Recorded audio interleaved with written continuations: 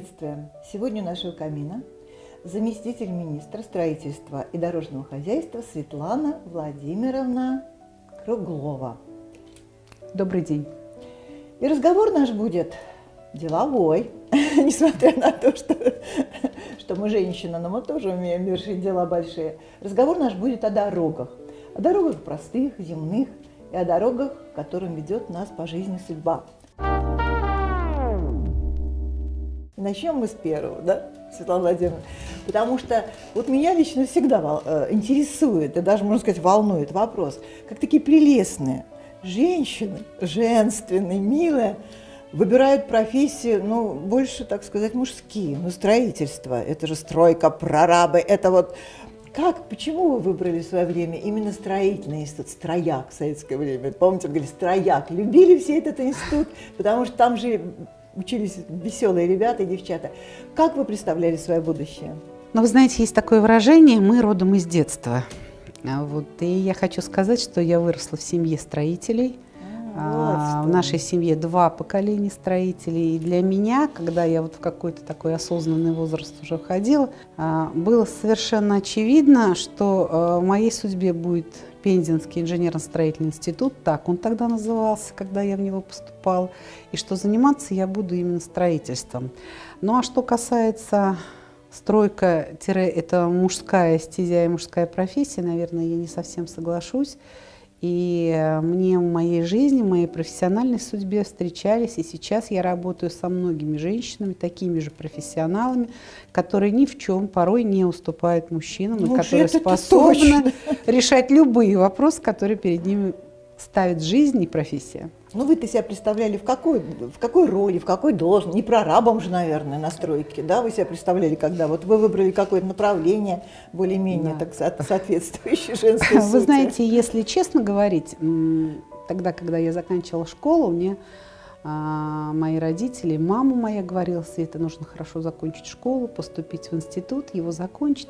Тогда ты будешь работать в какой-нибудь строительной организации, сидеть в ПТО и на маникюренным пальчиком постукивать по столу. Но вот я маникюренным пальчиком постукиваю по столу уже 40 лет, но, не к сожалению, а к счастью, наверное, все-таки это не только ПТО в моей судьбе. А ПТО это производственно-технический отдел. Да. Вот очень много, что я видела за свой профессиональный век, и очень много людей на моем пути встретились, кто меня не только мотивировал на достижение каких-то результатов, но и многому учил в профессии. Пенза славится строителями. Вот я, работая в журналистике, все равно всегда писали про героев строек наших. А для вас кто авторитеты в этой сфере были вот в период вашего ученичества? Да и, может быть, и сейчас остаются. Давайте вспомним этих людей. Ну, наверное, прежде всего это моя мама. А она начальник или она рядовой на стройке? Нет, она всю свою жизнь проработала. Раньше это был горосполком, потом это был муниципалитет, и есть такое учреждение управления капитального строительства города Пензы. Оно трансформировалось в названиях, но суть оставалась. И она всю жизнь проработала в этом учреждении. На сегодняшний день она еще работает. Постукивает пальчиком? Нет, у нас не получается постукивать пальчиком. Зачастую мы одеваем резиновые сапоги, идем на стройку. И пытаемся, и я думаю, что у нас получается, руководить, решать вопросы и обеспечивать продвижение тех процессов, которые связаны со строительством, вводить объекты в эксплуатацию для того, чтобы тогда, когда уходим мы и уходят строители, все оставалось людям, и люди могли этим пользоваться. Ну и я надеюсь вспоминать добрым словом тех, кто создал то. Как хорошо вы говорите.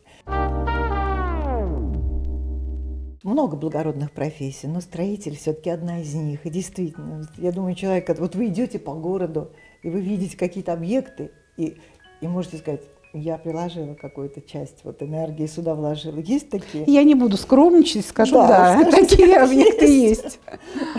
Ну, например, пусть и другие идут мимо, а вот это построила Светлана Владимировна Круглова.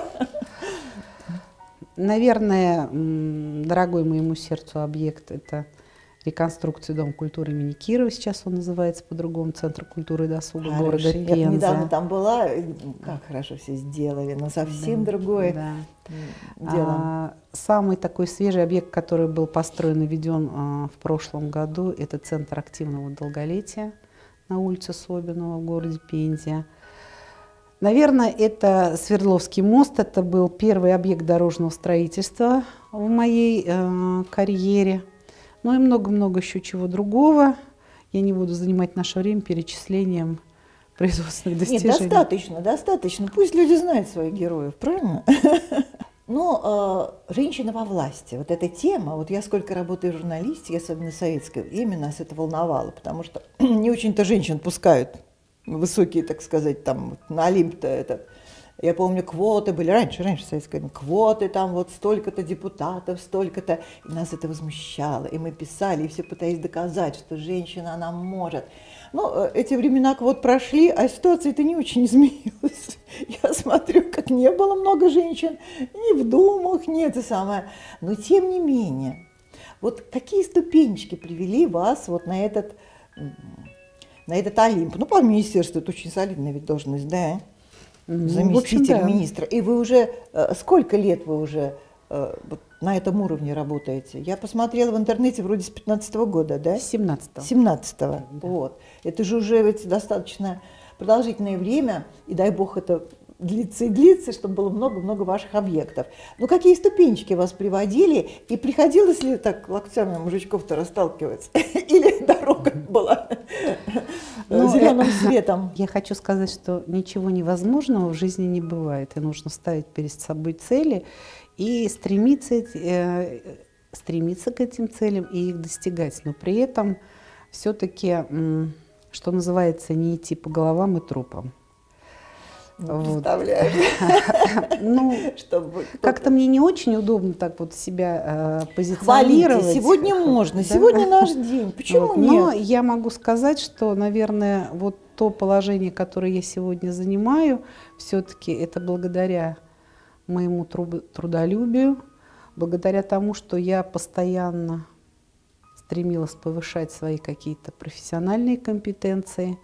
Ну и, конечно, благодаря тем людям, которые на моем пути шли рядом со мной, помогали, учили, поддерживали. И порой бывают такие минуты, когда я сажусь, вспоминаю вот то, что у меня сейчас, какой опыт накопленный, какие люди рядом со мной были, я их вспоминаю с большой теплотой и благодарностью. Это Юрий Андреевич Блытушкин, с которым я работала на компрессорном заводе.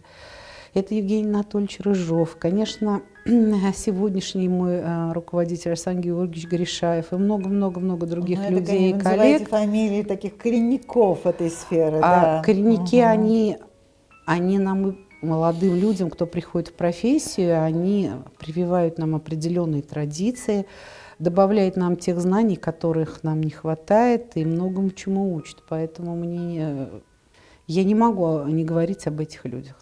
Так я же просила, потом немножечко, как у меня улицы шли в сторону. Хорошо, что вы назвали своих, не учителей, но, по крайней мере, тех, кто вам помогал в этой жизни профессионально. Светлана Владимировна, все-таки жилье, дороги – это такая сфера, которая в ракурсе внимания всех жителей.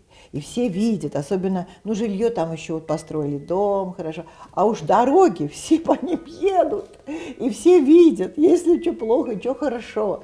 Вот мы с вами предварительно разговаривали, говорит, нас всегда ругают за дороги. А вот я знаю, положительно могу привести пример. Я часто езжу на такси по утрам, потому что у меня нет сил дойти до работы. И раньше это всегда почти сопровождалось дороги, несколько лет назад. А водители – это лакомые бумажки, они все знают, они вообще на все имеют свое мнение. Всегда ругали дороги. Вот там-то, например, называли какой-нибудь регион, вот там, да. И в последнее время, лет 5, уже никто не говорит водителю про дороги. Я уже сама спрашиваю, говорю, а как у нас дороги? Они говорят, у нас нормальные, а вот там-то, там где-нибудь в Самаре, вот там, вы знаете, там. И сердце мое радуется. Думаю, Господи, потому что я всегда радуюсь, когда замечают хорошее. А хорошее у нас замечают редковато. Давайте об этом хорошем поговорим, чтобы все увидели. Вот дороги, какой-то момент произошел вот этот перелом, и вдруг, ну как бы раньше что-то там ковырялись, какие-то ямки заделывали, и вдруг вот на всех дорогах появилась строительная техника, вот это пошло. Расскажите, что это за процессы произошли вот в области? Ну, вы знаете, по моему мнению, какой-то такой коренной перелом в области дорожного строительства он произошел в 2017 году. О, с вашим приходом! Спасибо. Вот так вот. Если немножко углубиться в историю, мы давайте вспомним 15 июня 2017 года, когда в ходе прямой линии наш президент Владимир Владимирович Путин отметил, что ситуация с дорожным строительством в регионах ухудшилась. Это было отправной точкой, и правительством Российской Федерации был предложен приоритетный федеральный проект «Безопасные и качественные дороги», в рамках которого мы начали реализовывать мероприятия по приведению автомобильных дорог в нормативное состояние. Но жизнь не стояла на месте, она привносила всевозможные новеллы в нашу жизнь, в нашу работу. И опять же хочу вспомнить, сейчас уже 7 мая 2018 года, когда нашим президентом Владимиром Путиным был озвучен указ номер 204, сокращенно они называются майский указ о национальных целях, который определил 12 направлений в нашей жизни, по которым мы будем развиваться. Майские призывы, мы так говорили? Майский указ. Это уже вот ближе к национальному проекту. Да. А то раньше были какие-то нереализованные призывы. Майский, так называемый майский указ. Так. Номер 204, еще раз повторюсь, который определил... Даже номер указа.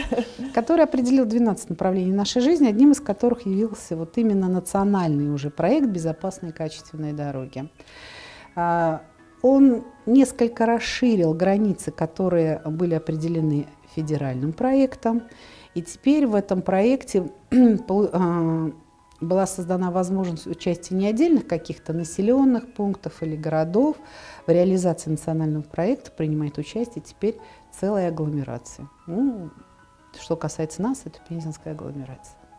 Светлана Владимировна, деньги большие. Я вот тут смотрела шпаргалочку вот по 12 направлениям и увидела, что на дороге выделяется самое большое количество, по крайней мере, вот в этом году, денег. Ну, там миллион, там 1 800 000 на культуру, а на дороге 2 миллиарда и 3 аж рублей. То есть деньги приличные, да? Как это все распределяется? Ведь дать денег – это одно. Но на этом уровне, вот уже нашем, областном, это же тоже огромная работа, да? Их же надо, как у вас говорится, их надо реализовать, эти деньги вложить и так далее. Вот как это происходит на местном уровне? Вот дали деньги, вы что собираете, говорите, что будем планировать, как, да-да-да. Расскажите, пожалуйста, вот об основных каких-то вот тенденциях, вот какие вы ставили задачи, когда вдруг на вас свалились благословенные национальные проекты? Я имею в виду министерство. Ну, я хочу сказать, конечно, вряд ли кто-то захочет пойти в какое-то учреждение культуры или пойдет в общеобразовательную школу, не имея дорог. Да все мы за то, чтобы вам больше уделяли, все, никто не против. Говоря, дороги, артерии жизни. Избитое выражение, но ведь оно правильное. Действительно артерия жизни. Ну, я хочу сказать, что это порой тяжелая, кропотливая и плановая работа, которая связана и с обследованием объектов дорожного строительства, и с разработкой проектной документации, которая определяет стоимость. Ну и, соответственно, уже на конечном этапе после проведения конкурентных процедур это непосредственное выполнение работы. Вот, поэтому реализация национального проекта – это работа плановая. Да, вот мы планируете, ваше министерство, обязательно, да? Ничего стихийного. Штаб, из которого все ничего стихийного, ничего спонтанного в реализации проекта нет. То есть это плановая работа, и мы, допустим, в текущем году уже формируем планы на следующий год. Нашим президентом действие национальных проектов продлено до 2030 года. Для того, чтобы придать еще большую плановость нашим работам, значит, мы с коллегами разработали 5-летнюю программу развития дорожной отрасли, где обозначили наиболее острые точки, которые необходимы, по нашему мнению, расшивать и решать. И эта программа охватывает 24-27 год. И на сегодняшний день проект этой программы представлен на рассмотрение нашему губернатору Олегу Владимировичу Мельниченко. Поэтому мы ждем каких-то его пожеланий. Он вникает вот в эти все дела. Вы знаете, же гуманитарий наш Олег Владимирович. Я могу сказать, ему вникать во все сферы. Нет, я могу сказать, может быть, по образованию он гуманитарий, но его практический жизненный опыт, его какая-то неуспокоенность, энергия, его желание вникнуть в каждый вопрос, в том числе в вопросы дорожного строительства, это еще и мотивация нам на достижение целей и на нашу, в общем-то, неплохую работу. Она вас держит вас в напряжении, и это хорошо. Но вы сейчас заговорили о будущем, вы сказали про это прекрасно. До 30-го года, наверное, все дороги у нас будут вообще, даже внутриквартальные, наверное, построите, и межпоселенческие. Давайте вернемся к достижениям, потому что их много же. Давайте расскажите, пожалуйста. У меня вот все путается, потому что и какие-то там дороги, 40 лет октября грандиозные там строят, как это называется, вот этот путепровод, да, и там, и там, и там. Я готовилась, пыталась запомнить, ну, вот всего так много. Единственный раз я порадовалась, что не могу запомнить, потому что, ну, много, значит, хорошо. Вот расскажите, пожалуйста, вот что сделано? Может быть, мы распределим как вот по Пензе и по области, да? Ведь вы и там, и там. Вы же не делите вот это город и область. Вы за все дороги отвечаете? Министерство? Министерство строительства и дорожного хозяйства осуществляет деятельность в отношении региональных и межмуниципальных дорог. Вот расскажите, какие объекты построены вот, и какими вы гордитесь? Дороги. Дороги.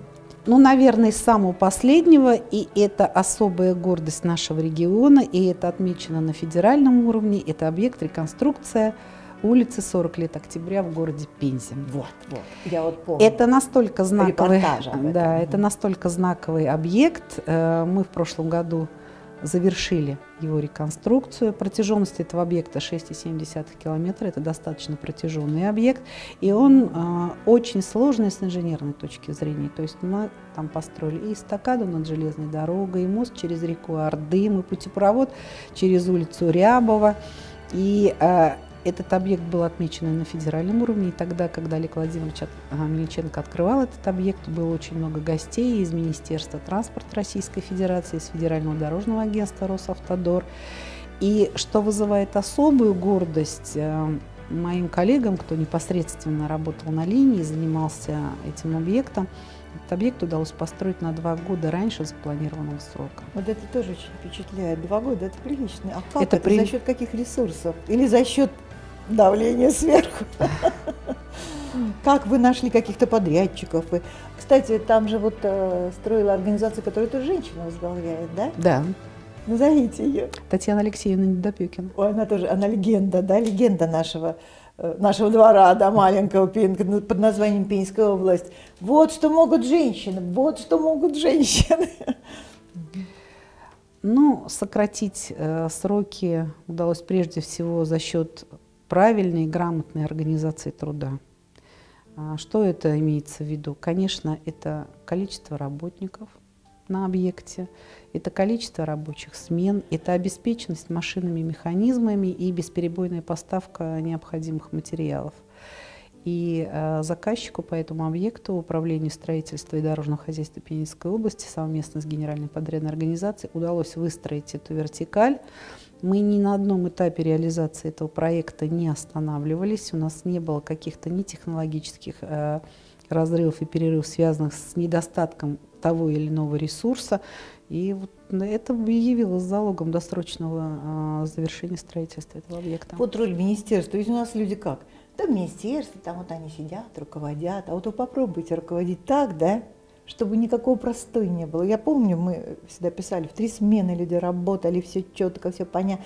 Вот. Это же вот министерство организовывает все это. Так что смотрите на Но эту роль женщину. министерства, конечно, нельзя преуменьшить. И все это, конечно, все это под контролем регионального министерства. А еще какие у нас в Пензе вот появились, ну и в Пензе рядом. Ну, еще одним таким знаковым объектом в городе Пензе, например, уже в текущем 2024 году будет закончено строительство транспортной развязки на 624 километре федеральной трассы М5 Урал, которая свяжет активно застраиваемые микрорайоны жилой застройки, территория жизни, микрорайонов Заря непосредственно уже с центральной частью города, то есть через проспект Строителей. Те, кто сейчас живут за федеральной трассой, по этой транспортной развязке могут в кратчайший период времени добираться до центральной части города, ну и до иных районов города, ну, собственно говоря, кому куда нужно Это доехать. большое достижение, потому что страстей было много, да, как вот люди требуют, мы не можем доехать, и вдруг раз, и пожалуйста. А вот эти вот трассы, когда вот выезжаешь за Пензу, тоже, это же тоже вот просто вот они вот прям как зеркало. Вот едешь и прям... Теперь я всякий раз, когда буду ехать по ровной дороге, буду вспоминать вас. Спасибо. А это Светлана Владимировна вложила сюда частичку своего труда, правильно? Да, Светлана Владимировна, не только я хочу еще раз отметить, что весь коллектив... Завтра кого-нибудь еще скажу. Гришаеву скажу, вот это. Вы все, конечно, команда работает, что говорить. Еще о заслугах будем говорить? Пусть люди, назовите еще какие-то объекты, которые вот, потому что в городе-то мы видим, а вот уже вот трассы тут вот только те, кто далеко собираются ехать. Ну, если говорить уже о территории региона, то это реконструкция моста в Нижнем Ломове, это вот реконструкция моста в селе Лунина, который сейчас идет. Что еще? Ну, очень, их так много, этих объектов, что сразу вот даже этот весь перечень тяжело у меня вот шпаргалка, перечислить. Вот, смотрите, люди, какая у меня шпаргалка. Это все тут перечислены объекты. Это невозможно, конечно. Но я запомнила про Пензу. Я запомнила, что в Пензе в текущем году планируется построить более 40 километров дорог. Правильно я запомнила, нет? Что такое вот в ваших отчетах было? Да. То есть в самом городе тоже сеть увеличивается, да, ваша работа?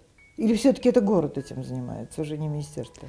Это занимается администрация города Пенза при непосредственном участии министерства. И вот тут вот у меня написано 44. Вот там общая протяженность ремонтируемых дорог в городе Пензе составит 44 километра и 0,2. Это здорово.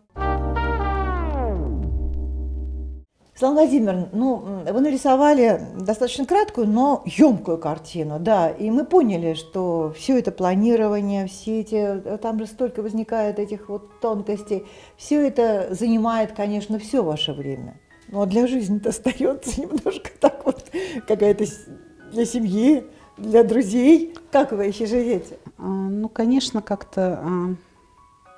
Жизнь сложилась так, что основная масса времени у меня сосредоточена на моей профессиональной деятельности.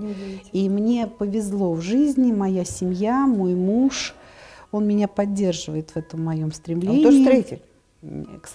К сожалению, нет. Нет, почему говорю к сожалению? Потому что если бы он был строителем, то, наверное, мы бы вообще еще реже виделись, чем у нас происходит это в настоящее время. Вот. И, конечно же, хотелось бы мне лично все-таки долгого профессионального века. И если как бы жизнь и судьба распорядится, так я готова еще много трудиться, много чего помогать региону достигать, ну и в том числе и в разрезе автомобильных дорог. Значит, вот знаете, вот деловые женщины, они всегда так, вот о чем с ними и все равно мы сводим все к работе. Нет, но у меня есть какие-то такие жизненные мечты. Конечно, хочется, чтобы все мы были здоровы, чтобы мама моя была рядом со мной много-много лет еще. Ну что, хочется нового платья красивого к празднику, хочется, чтобы друзья почаще смогли со мной встретиться, а я могла встретиться с ними, и как-то мы посидели бы, пообщались, поговорили. Но, собственно говоря, такие земные мечты, которые, наверное, есть у каждого человека, и если кого сейчас спросить, каждый скажет. Здоровья, близких, друзей и все прочее. Какое приятное сказать. Хочется нового платья. Ну, судя по тому, как вы одеты, я чувствую, что вы осуществляете эти свои мечты. И все же вот такая профессия и такой статус, такая должность обязывает человека. И что вот вам пришлось поменять в своем характере, чтобы стать, ну, вот, чиновником, которому прислушиваются? Или вы прям вот родились уже такой, какая вы есть сегодня? Ну, конечно, нет. Я не без гордости говорю это, и это не мое тщеславие, а это моя личная гордость. Конечно, то, чего я достигла, конечно, это благодаря, собственно говоря, моему характеру, над которым я тоже работала. Да, в начале своей трудовой деятельности порой мы все как кисель, из которого можно из одного сосуда переливать в другой. Но в какой-то момент я поняла, что если я хочу чего-то достигать, я должна немножко поменять отношение прежде всего к себе. Повысить какую-то планку требований к себе, к манере поведения, разговора, в отношении решения вопросов, которые возникают у меня в моей профессиональной деятельности. Ну и вот, собственно говоря, наверное, мне все-таки удалось сковать железный характер, который... Железная леди! Ну, то есть вы действительно твердый и требовательный человек, да? Ну да. Я скорее строгий руководитель. Прекрасно. Ну, без этого действительно не обойтись, зато результаты работы какие. Кстати, мы не поговорили об очень хорошей теме, это о наградах, которые, не о наградах, которые вам дарует жизнь, а о наградах, которые сверху правительство стороны дарует за хорошую работу в Пензенской области. И называются они как? Называются они «золотые катки». Золотые катки. Я всегда улыбаюсь, ну как каток прошу, а тут вот да, ну в контексте дорог это хорошо. Каток прошел, дорога ровная. Золотые катки. И ведь он не один уже у нас. Расскажите, за что эти награды и как они стимулируют. И я знаю, по-моему, что награды не просто так даются, а тем, кто сумел сделать большой объем работ, произвести. Правильно я понимаю? Ну, на самом деле, для того, чтобы быть признанным лидером в реализации национального проекта «Безопасные и качественные дороги», нужно хорошо работать. И золотые катки, они даются за совокупность обстоятельств, по которым оценивается тот или иной регион. А наш регион, по оценке Федерального министерства, и находится в топе регионов-лидеров по реализации национального проекта. Как приятно это слышать. Ну, как приятно. Из чего складывается совокупность оценки? Это прежде всего исполнительская дисциплина, дальше качество выполняемых работ и информационное сопровождение. Вот совокупность этих трех факторов и определяет, как тот или иной регион реализует национальный проект и каких целей он достигает. Нам повезло, мы умеем работать, мы умеем реализовывать те задачи, которые ставит перед нами правительство Российской Федерации. Конечно же, хотелось бы еще раз отметить, все это было бы невозможно без личного участия губернатора.